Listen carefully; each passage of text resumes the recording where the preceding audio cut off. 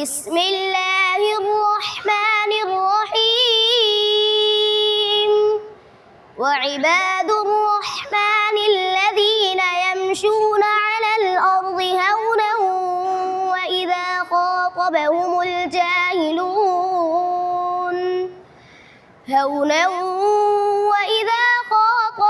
الجاهلون قالوا سلاما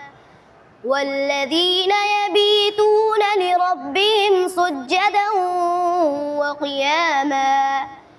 والذين يقولون ربنا اصرف عنا عذاب جهنم إن عذابها كان غراما إنها ساءت مستقرا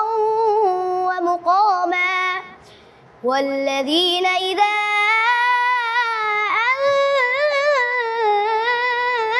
أنفقوا لم يسرفوا ولم يقتروا وكان بين ذلك قواما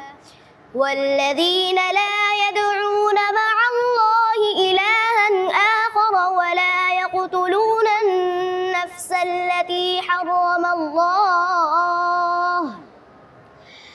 ولا يقتلون النفس التي حرم الله إلا بالحق ولا يزنون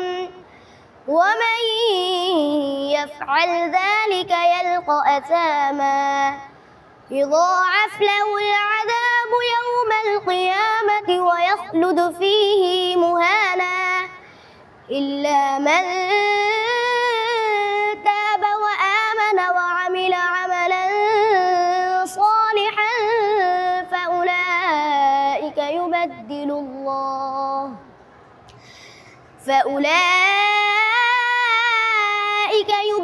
الله سيئاتهم حسنات وكان الله غفورا رحيما.